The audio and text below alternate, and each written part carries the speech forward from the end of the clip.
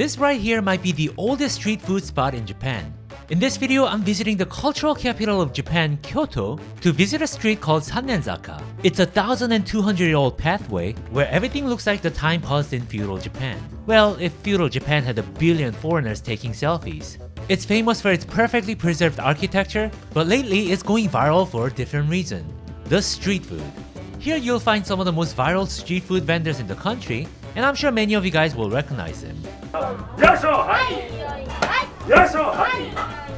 It's one of the most visited spots in Japan at the moment, and I'm going to try a ton of their street foods to give you guys a clear picture and my honest opinion on the street food. To spoil it to you guys, I was pretty impressed for the most part. So, do they actually have delicious food, or is it a 1,000-year-old tourist trap? Let me show you guys. But before I do, okay, so I'm about to try some street foods in Kyoto. I'm starting to realize that I constantly need my smartphone for doing the research for food spots and just surviving in a foreign country in general. So thank God that today's video is sponsored by Olafly. Olafly is my favorite eSIM provider. They have unlimited data plans for over 200 destinations. So every time I travel, I know my data is completely covered. You guys can simply use their mobile app or go onto their website to get their eSIM and buy the eSIM for the exact number of days that you'll need it for. And now you can just travel without worrying about a thing. If you like to travel to multiple destinations at the same time, they also have regional plans which can cover multiple destinations at the same time, such as Asia plan or Europe plan, and use that for the entire trip like I did in Europe. If you want even more flexibility, you can get Olafly plans, which is a subscription model that keeps you connected in over 160 destinations for such a good price that it's actually cheaper than my local Korean plan. What's really amazing is that once you've used Olafly's product, you'll have always on feature, which gives you a gigabyte of data every month in over 70 destinations forever for free. So you'll have an emergency data access for life. Now I know you guys like to save money, and you guys are special people, my viewers. By using the link in the description and using my promo code JimmyKim, you guys can get 5% off your eSIM, so it just got even more affordable for you guys. Oh, with the same code, you also get 10% off your Olafly plans for the first 12 months. You know that money can be spent towards other expenses, right? Thanks again Olafly for sponsoring this video. Now, allow myself to navigate back to Sannenzaka or Ninenzaka. Okay, I think I know where I'm going. Follow me. I'm sure you guys saw this exact street on the internet before. It's called Ninenzaka. It's a pathway leading up to Kiyomizu-dera, which is one of the most iconic Buddhist temples in all of Japan. Now, the street is filled with gaijins, the foreigners, like me. There's absolutely no doubt that this is extremely touristy, but to be honest, it's not all terrible. There's a lot of great stores, a lot of stalls that sell very interesting Japanese food. Some of them very traditional, some of them not as traditional. So let's start walking, try some of their street food. So there's this one vendor that I saw on the internet, and I actually just found it here, and it's a vendor that sells Dango. It's a kind of a rice cake skewer that comes dipped in a sweet savory sauce. How good is it? Let's go find out. Dango is something that's often portrayed in Japanese video games or anime. I've always wanted to try it, and when I eventually did, it left me rather unimpressed. But the ones that they have here, it looks like they're on a whole another level. These are like way bigger and just looks better. 大学芋一つと、みたらし団子一つもお願いします。Things can get a little tourist trappy here in Kyoto, but this dango was surprisingly affordable. So this is the mitarashi dango. So they serve the dango in this paper cup, and it comes with the sauce. Now I've seen this in a convenience store before, but they were like tiny. Allow me. And it was easily the best dango that I've ever had. The ball of rice cake was super chewy, super fresh, but it was very soft at the same time. So the mitarashi dango that I've had before, the sauce tends to be like mildly sweet. They're not too sweet, but this one is quite intense, almost American sweet. The rice cake itself feels very fresh. I imagine the hardworking Japanese people in the back, they just made it. It's very warm and it's very evenly tender. Not gonna lie, this is surprisingly delicious and very affordable too. It was an easy, delicious sweet snack. Definitely worth trying if you're around. So from the same vendor, I also got daigaku-imo. So what it is a sugar glazed sweet potato. This looks very chunky. I thought their dango was fantastic, so I was really excited for this one as well. And is it as good? It's sugar-coated sweet potato, so it's pretty good. I would say, if I'm gonna be really honest, the potato itself isn't very sweet. Like, they could have better sweet potatoes, but maybe it's the time of the year, or Japanese sweet potatoes aren't supposed to be that sweet, I don't know. Also, with a lot of daigaku imo, when they do it right, the surface is very crispy. This one feels just a little soggy for my personal taste. It is still very enjoyable, I just feel like their dango was really the highlight. I won't lie guys, Japan is a beautiful country, but they have their tourist traps too. So I'm really happy to start with food that's actually good, that was traditionally Japanese and delicious, and cheap too. I've got a very good feeling about today. Let's go try some more amazing things. Here's another vendor that looks very attractive to me. They're selling these really interesting chicken skewers and croquettes. But man, that chicken skewer looks good.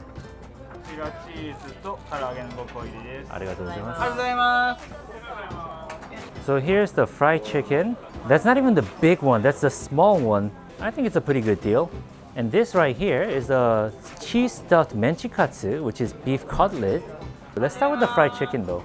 Love the fact that the fried chicken is huge. It doesn't come dipped or drizzled with sauce. It just looks like it's fried chicken with some seasoning on the surface. Well, when it comes to fried chicken, I know what I'm talking about. So let me tell you guys if this is actually good. And my first impression was that the chicken is very good. I was worried that this might be all batter and no chicken, but there's a lot of chicken in it. It's very juicy, and it's got this very savory seasoning on the surface. It's really the typical Japanese chicken karaage, and it's honestly one of the better ones that I had. Also, the fact that it comes in a skewer, I think it's practical, I think it's cool. It makes it a great street food experience. Can you guys see the juice in that chicken? It's honestly really good chicken. And there's my menchikatsu with cheese, beef and cheese, deep fried. This just cannot be bad. The first bite that I took didn't have any cheese in it, but as I took more bites, it started showing more cheese. I would say a little bit of an over-advertisement. You know, I'm not accusing them of anything, but it's just a little different. But if you ask me if it tastes good, it tastes very good. Oh my god, though. To be fair, I think there's enough cheese to make it worthwhile. That's hella insanely juicy and oily. The beef is very juicy and flavorful, and it's just a really great food. Surprisingly, this is actually a very delicious food, especially for only 500 yen. And there's actually more cheese than you would expect. I guess it's a grower, not a shower. In fact, this is by far my favorite menchikatsu that I had in Japan. I actually flew in earlier today. I'm still a little bit tired. Thank God I found this little tea house where they have matcha. Apparently Kyoto is famous for their matcha, and it'd be interesting to try their real deal. This place wasn't like a street food place. It was more like a proper cafe. Everything they had was matcha related, and I ended up ordering a bunch of them. And there's my authentic matcha. The staff said this is more authentic and this is the true style of matcha. I'm honestly not sure how this is different. Well, I did see them whisking the shite out of this. Maybe that makes a difference. And yes, it felt like a high quality, elegant matcha. I don't think I have enough experience to truly appreciate it, so it just felt a little expensive to me. It just feels like a very clean matcha flavored water. And there's my tiramisu. So I want to get a taste of this tiramisu. It's really funny. It's a little bit jiggly on the surface. Let me try this tiramisu.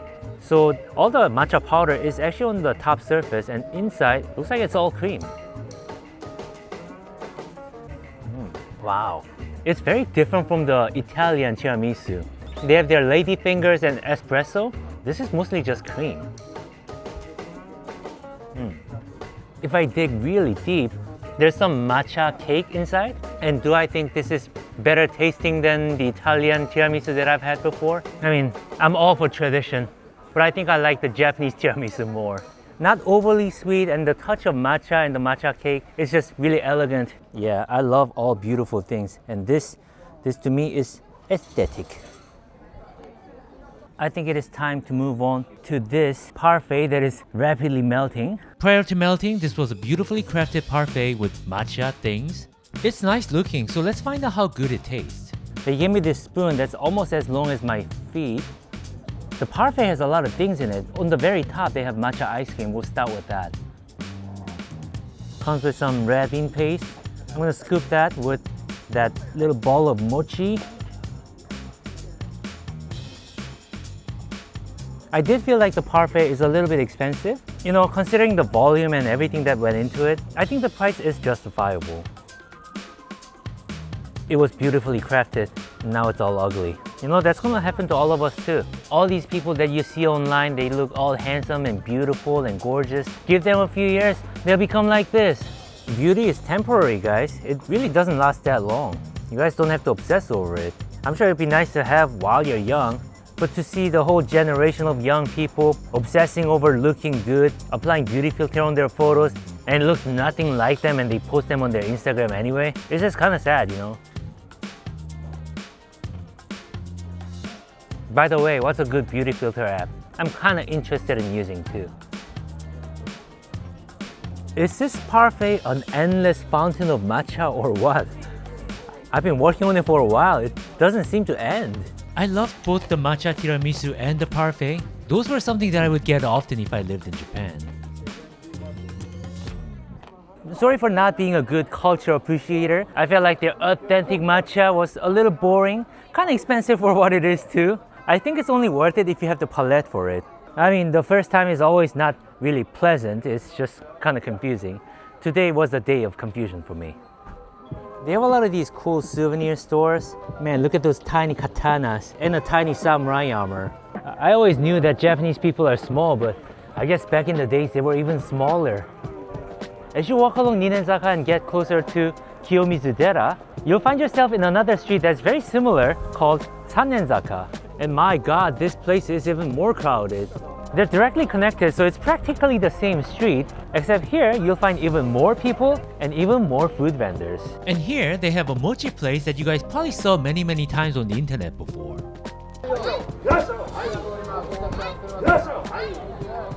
This is a mochi vendor that went viral for their mochi smashing action. They serve one party at a time and a lot of people wait for it.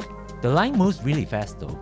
So I'm about to enter one of the most viral restaurants in Japan right now. Yeah. Are they good? Oh, yeah, it's good. Hello. Oh my god, I'm so excited.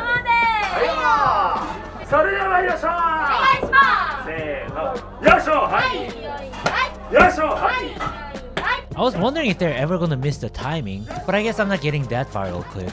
Also, while this is a very cute performance, you're not actually getting that rice cake because yours is already pre-made here.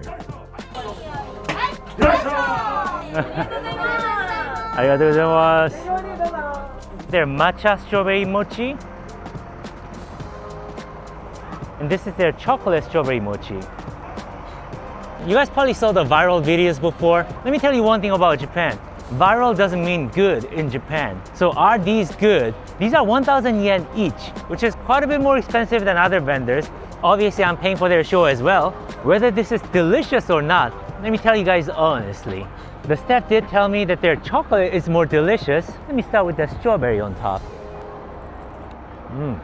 I think the strawberry was okay. I would say it's something that you'd find in any supermarket, but not the best ones. But that's fine because I'm really here for their mochi. I thought the mochi would be filled with red bean paste, but the mochi is filled with matcha flavored paste. I think that's still some kind of bean based. It's very sweet. I wish that the mochi was slightly cheaper, but as a mochi, I would say this is a great mochi. I think it's pretty delicious. This time I'm gonna try the chocolate one. I just gave the strawberry to my friend, and right where the strawberry was sitting, it looks a little funny now. I feel like that's where I have to go for the bite. And I think my aim was perfect, just like a Japanese bidet. Wow. So this has a chocolate feeling, and it's very nice and fine. The matcha one was a little more rough. It had a more grainy texture to it, but this is almost like Nutella. In fact, they might have Nutella mixed in. It kind of tastes similar to that. If I had to choose, I think the chocolate is the better tasting one.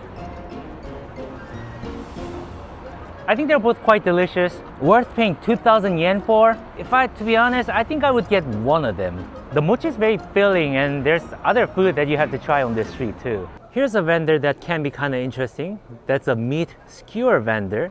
So it looks like if you order the meat, they grill the meat on the spot for you. I ordered their sirloin skewer. Let's find out how good this is. I won't lie, I want to be respectful, but I don't have such a great feeling about it. When they took out the skewer, the meat was already pre-cooked, and it looks like they're just reheating on the grill. So there's the skewer. I'm kind of a purist, so I'm just gonna go for the salt. They cooked it for like 30 seconds max. And the texture of the meat, it almost looks like Spam. I'm a pretty nice guy, but they're charging enough money to get a really nice meal in Japan. And I'm just not sure how this can be worth it. I've seen better meat before, but maybe it's better if it goes into your mouth. Okay, I won't lie, the meat feels like it is Japanese beef, but it's some kind of a processed ham kind of meat. If you guys look at the dissection of it, it's definitely not fresh meat. It's hard for me to dislike any kind of meat, but they've done the impossible. I actually didn't like it. With all due respect, that was far from a good, authentic Wagyu experience. So I guess there are tourist traps here too. So far, I've only had good experience here, except for that one skewer. So I feel like I need to set this right and get another skewer. Something that's actually tasty. It's a shumai skewer. Arigatou gozaimasu. The shumai looked huge and juicy. This one looks like it's gonna be worth it. So this is a pork shumai skewer. It's pretty much 3 giant shumai. It's like a pork meatball with a dumpling wrap. And thankfully it was as juicy and flavorful as it looks. Wow. I do feel like the meat can feel more like meat. Like the meat here feels a little more starchy. Like there's a lot of other filler materials, but it is quite delicious. So I've been enjoying a lot of their street food. I think they're pretty awesome, but they also have full-on restaurants here in Sannenzaka as well. And I think it might be nice to try some of their authentic Japanese food. This is the one that I found. This is so cool.